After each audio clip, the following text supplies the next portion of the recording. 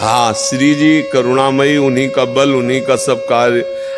हमारे में कोई सामर्थ्य नहीं। तो हम तो तो आप कुछ ही भी नहीं है। साक्षात श्री जी है हमारी। हाँ, ये आपकी भावना है।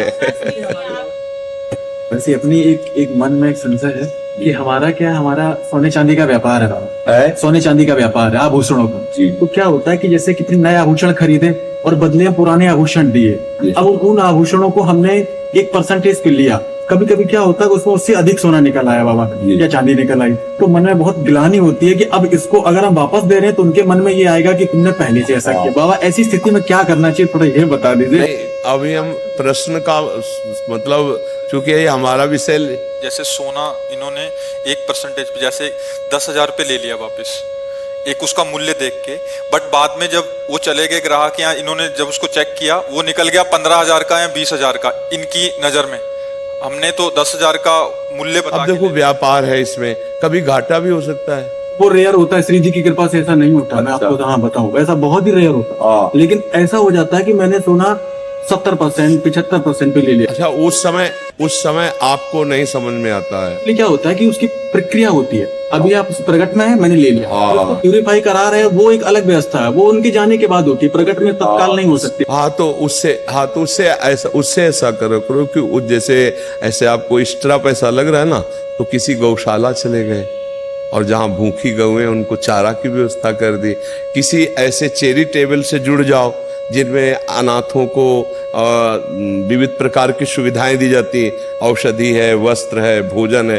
तो ऐसे संपर्क करके जहाँ जन समाज की सेवा में लगता हो और आप वहाँ किसी भी तरह का सम्मान सुख न प्राप्त करें, तो नेकी कर दरिया में डाल।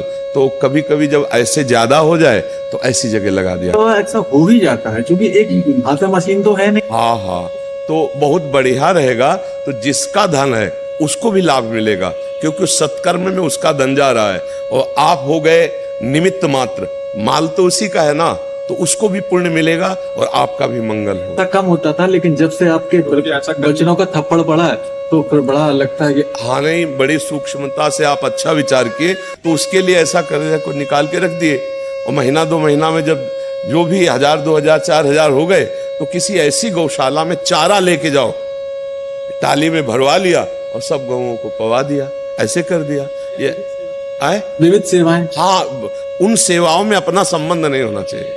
सेवा उसे ही कहते हैं। तो मेरा पैसा है ही नहीं। नहीं, संबंध अपना, जैसे अपने रिश्ते नाते या नमस्कार या धन्यवाद देने वाला, ऐसी जगह नहीं करना चाहिए। एक विषय में बाबा क्या हुआ कि मैंने सोना लिया, उसमें सोना एक्स्ट्रा निकला, फिर मैं उसके कुछ दिन बाद उसके घर जाके उसके पैसे देने गया, तो बोला भाई साहब आप जैसा मैंने देखा नहीं व्यक्ति। मैंने कहा भाई साहब ये हमारी श्री जी की। हाँ, पर अब आगे से उसको इस तरह से कर दो तो उसका मंगल हो जाएगा और धीरे धीरे आप नजर और बढ़िया करो।